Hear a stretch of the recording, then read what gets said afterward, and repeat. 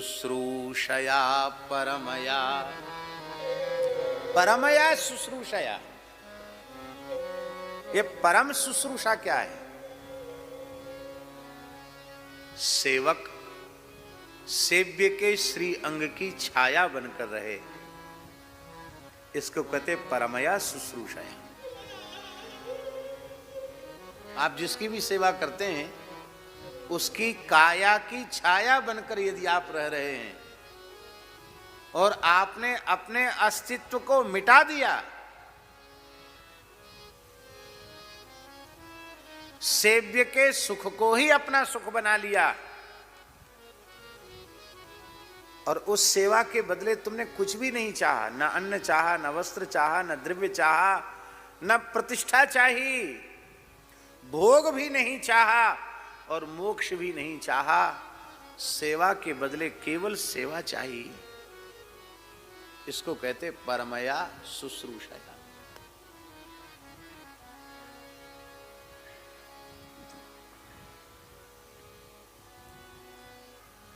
हमारे वृंदावन की घटना है महाराज जी। निम्बार्क संप्रदाय के श्री रामदास जी काठिया बाबा बड़े सिद्ध संत थे।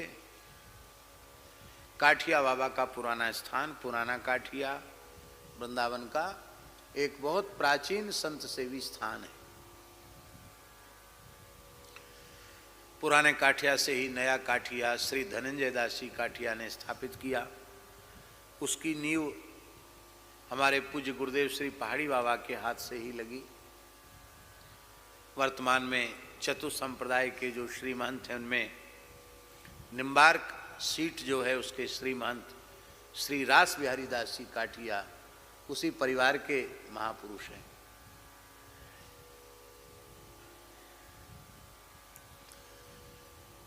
तो श्री रामदास जी काठिया बड़े सिद्ध संत थे, ब्रज विदेही श्री महंत, अद्भुत सिद्ध संत थे। वो निम्बार्क परंपरा में वही चतु संप्रदाय खालसे के भी श्री महंत रहे रामदास जी काठिया। महान योगी, महान सिद्ध।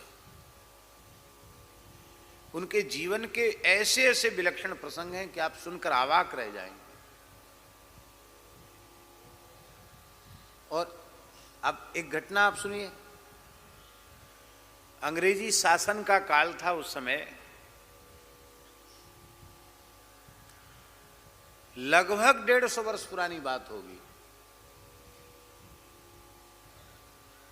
और उस समय हाई कोर्ट कलकत्ता में था, सुप्रीम कोर्ट लंदन में था।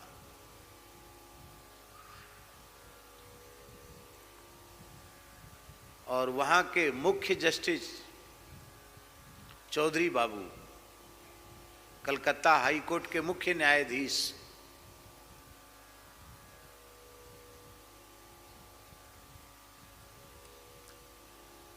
कितने बड़े विद्वान होंगे। अंग्रेजों के शासन में इतना बड़ा पद उनको मिलना कोई सामान्य बात थी। और वो अपनी छत के ऊपर विश्राम कर रहे थे। बाबा आकाश मार्ग से जा रहे थे, काठिया बाबा, और वो उतरे उनकी छत पर। उतर करके कोई ध्यान धारणा की जुक्ति बताई, वो फटकार लगाई। बड़ा बैरिस्टर बन गया, बड़ा जज बन गया, बड़ा पड़ा सो रहा है, साधन कर।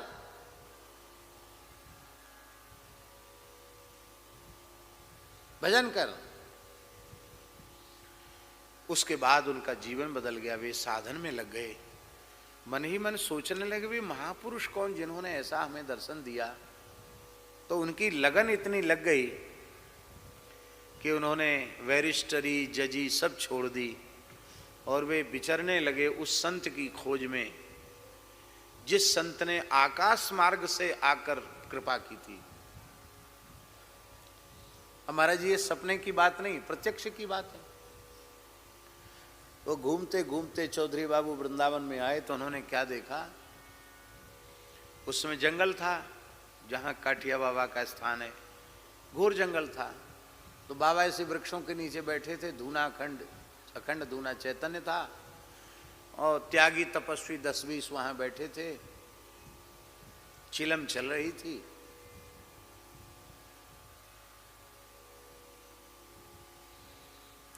लोग चिलम पी रहे थे, बाबा भी बैठे थे प्रसादी। अमनिया कैसे पिए, महाराज एक फूंक लगा दो, तो महाराज भी ले लेते थे। और महाराज डांट डपट भी कर रहे थे, उसमें गाली भी दे रहे थे, गालियां भी दे रहे थे, गंदी भद्दी गालियां भी दे रहे थे। अब वो इतने पढ़े लिखे थे, चौधरी बाबू मन में सोचने लगे, ये महापुरुष तो वही है, बिल्कुल वही स्वरूप है, ऐसी एक लंगोटी है, आड़ काठ का आड़बंद है, विशाल जटाएं हैं, अखंड विभूति है, द्वादश तिलक है, तो महात्मा तो वही है। लेकिन ये तो ऐसे ही बैठे हैं, धुना है, और पढ़े लिखे लोग भी इनके आसपास नहीं, सब धुआं धक्कड़ वाले लोग हैं।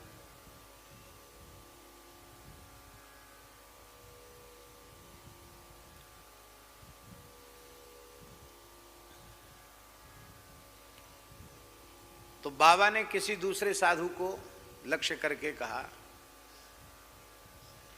वो कहा था उन्हीं से, चौधरी बाबू से, पढ़े लिखों में श्रद्धा नहीं होती है, विश्वास नहीं होता है, वो प्रत्यक्ष कृपा प्राप्त करने के बाद भी भटक जाते हैं, भूल जाते हैं, कल्याण नहीं होता इनका।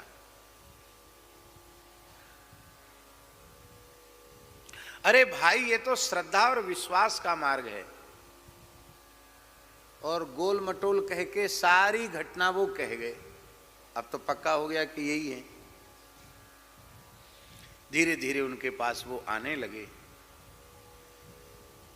परमया शुश्रूषया के ऊपर हम बोल रहे हैं।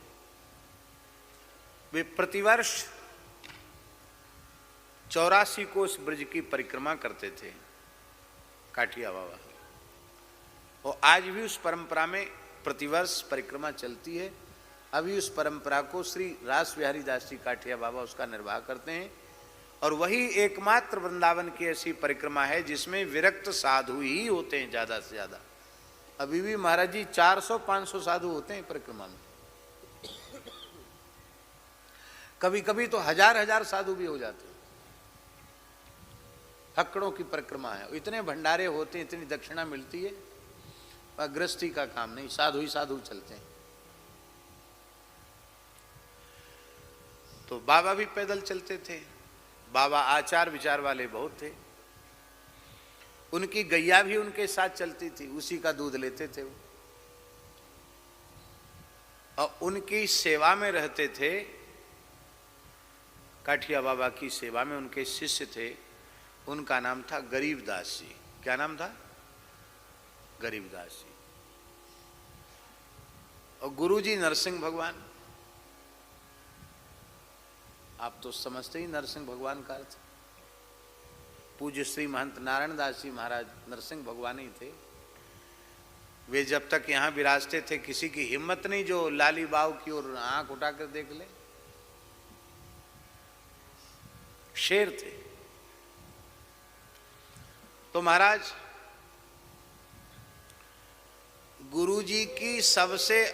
गुरुजी का सबसे अधिक कोप भाजन भी गरीबदास जी ही बनते। गलती किसी की डांट इनको खानी पड़ती, मार भी खानी पड़ती। एक बार तो ऐसा हो गया कि चौधरी बाबू परिक्रमा में थे, वे कांप गए, बोले भैया भले ही सिद्ध पुरुष हों पर हमारा गुजारा यहां नहीं। घटना क्या थी? महाराज की 24 घंटे सेवा में रहते थे वो गरीबदास जी। यहां तक कि महाराज शौच के लिए जाते तो उनका 4-4.5 शेर का कमंडल वो लेके जाते थे। वहां जाकर महाराज को कमंडल देते, वहां से कमंडल लेके आना। संपूर्ण सेवा वो करते थे। और गुरु महाराज के पत्तल में जो कुछ बच जाता था उसी को वे ग्रहण करते थे, अलग से कुछ नहीं लेते थे। अहरनिश सेवा करते थे। और गुरुजी भी केवल उन्हीं के हाथ का छुआ खाते थे, वही बनाते थे गुरु जी का। उनके शालिग्राम जी की सेवा करना, भोग लगाना। तो बना रहे थे टिक्कड़, और एक बंगाल के सेवक थे, बंगाल की एक महिला थी, और उन्होंने टाट से घेर देते थे जहां महाराज की रसोई बनती थी, कोई नजर न पड़े। उसने ऐसे झांक के देख लिया और बाबा की नजर पड़ी। ओ बाबा, वहीं से चिल्लाए। तो महाराज वो तो महिला तो भाग गई। अब बाबा वहां दौड़े हुए आए तो सारा गुस्सा उन्होंने गरीबदास पर उतारा, अब तहस नहस कर दिया, और लक्कड़ उठा करके, जलता हुआ लक्कड़ उठाकर दे और बड़ी भारी पिटाई, इतनी पिटाई बेहोश हो गए बेचारे। लोगों ने तो समझा कि गए, पधार गए। इतनी पिटाई। वो बाबा अपने छत्ता के नीचे आए और अपने कंबल, अपना कपड़ा मुंह के आगे डालकर बैठ गए भजन करने। थोड़ी देर में गरीबदास जी उठे, स्नान किया, फिर से गैया के गोबर से चौका लगाया, फिर रसोई बनाई, ठाकुर जी को भोग लगाया, और फिर गुरु जी को पवाया। आज समय से प्रसाद नहीं हुआ, लेट हो गए, स्वाभाविक है, द्वारा सब तैयारी करेंगे तो लेट हो जाएंगे। और गुरु महाराज भी ऐसे विलक्षण पा तो लिए, लेकिन रोज कुछ न कुछ छोड़ देते थे। आज तो पत्तल को ऐसे चाट लिया उन्होंने, मतलब सब्जी का एक कण भी नहीं छोड़ा, कुछ नहीं छोड़ा, खाली पत्तल। तो उसी को उन्होंने जीभ से लगा के सिर से विसर्जित कराए। रात्रि का समय था। श्री काठिया बाबा पौढ़े थे, लेटे थे, और गरीबदास एक कटोरी में घी लेकर महाराज के चरणों के तल में लगा रहे थे। लगाते लगाते उनके आंख से आंसू बह रहे थे। तो न चाहते हुए भी एक आंसू गुरु महाराज के चरण पर टपक गया।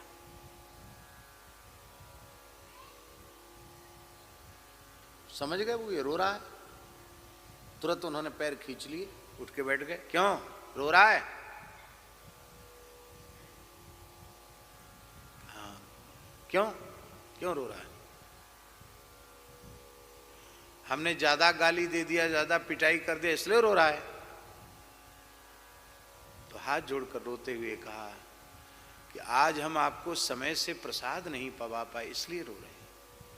हमारे अब तक की सावधानी व्यर्थ चलेगी, हम आपको समय से प्रसाद नहीं पवा पाए।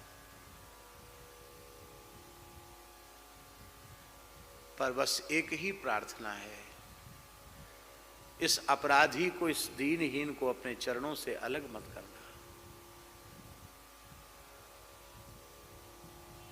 मैं आपकी सेवा के बिना जीवित नहीं रह सकता।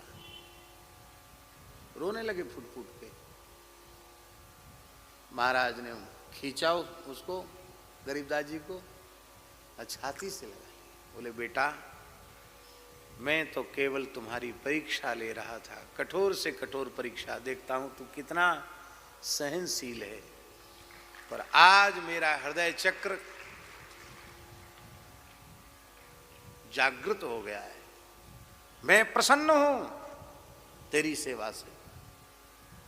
वरदान मांग, क्या चाहिए? मैं सर्वसमर्थ हूं, तू जो मांगेगा वह दे सकता हूं मैं। क्या चाहिए बोल? ले अंतिम श्वास तक, जब तक मेरे शरीर में अंतिम श्वास है तब तक मैं आपकी सेवा करूं। मुझे सेवा के बदले कुछ नहीं चाहिए। नहीं नहीं और कुछ मांग। तब गरीबदास जी ने कहा कि आप सब संतों से सुनते हैं कि मानव जन्म का फल है अपने आराध्य इष्ट युगल सरकार श्यामा श्याम का इन्हीं नेत्रों से प्रत्यक्ष दर्शन कर लेना। मेरे पास भजन का साधन का बल तो है नहीं, मैं तो सर्वथा अपात्र कुपात्र अयोग्य व्यक्ति हूँ। और आपकी करुणा हो जाए तो युगल सरकार की झलक हमें भी प्राप्त हो जाए। क्यों रोता है? स्वयं युगल सरकार तुझे लेने आएंगे, तो इसी शरीर से इन्हीं आंखों से उनका प्रत्यक्ष दर्शन करेगा।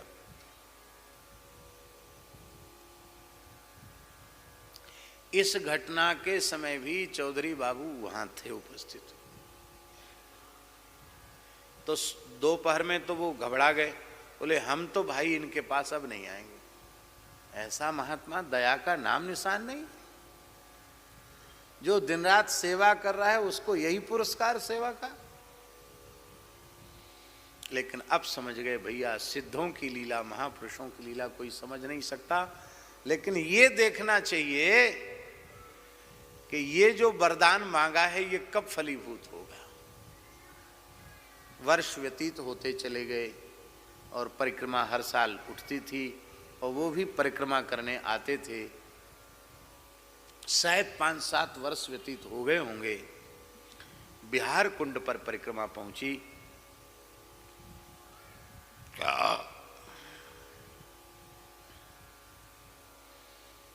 और महाराज को बना करके और भोग लगा के पवा दिया था गरीबदास जी ने। शाम को 4 बजे के करीब वो फिर गुरु जी के कुछ सेवा का कार्य होता था तो आते थे, लेकिन आज वो आए नहीं। महाराज जी बहुत विलक्षण घटना है। तो उन्होंने कहा, गरीबदास कहाँ गया? बोले पता नहीं क्या बात है, आज उनको बहुत तेज बुखार आ गया है, वो तो उठ भी नहीं पा रहे। बाबा उठे अपने आसन से, पहुंच गए वहां। बच्चा कैसा है? कहा गुरुदेव लगता है अब समय आ गया है। हाँ हाँ समय आ गया है, तैयार हो? हाँ तैयार है। क्या इच्छा है? बोले मैं चाह कर भी उठ नहीं पा रहा हूं, आप अपना दाहिना चरण उठाकर मेरे माथे पर रख दें। बाबा ने चरण उठाया, सिर पर रख दिया। और क्या तेरी इच्छा है? आपका चरणोदक मिल जाता तो मेरा जीवन सफल हो जाता।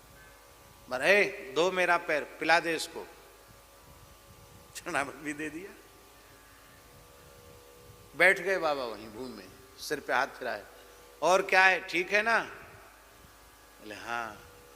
श्री राधा कृष्ण श्यामा श्याम सामने खड़े हैं, दाहिनी ओर ललता जी हैं, बाईं ओर विशाखा जी हैं और निकुंज में चलने की आज्ञा दे रहे हैं। जा। तत्काल आपने प्राण त्याग दिया। इस घटना के बाद चौधरी बाबू ने विरक्त दीक्षा ले ली और उनका नाम हुआ श्री संत दास जी काठिया। तो संत दास जी महाराज बड़े प्रतापी हुए। काठिया परंपरा में महाराज जी संत दास जी काठिया बहुत प्रतापी हुए। विस्तार सेवकाने का, सेवा का, स्थान का सारा विस्तार उनके हाथ का है। सिद्ध पुरुष हुए वो भी। इसको कहते हैं शुश्रूषया परमया। आज तनिक भी स्वामी के मन के विरुद्ध कितना हो रहा है इसकी तो सेवकों को परवाह ही नहीं है। शिष्य सेवक के मन के विरुद्ध कोई एक बात हो जाए, बस उसी में सेवकों का मुंह फूल जाता है और फिर वो मन ही मन कहते हैं कि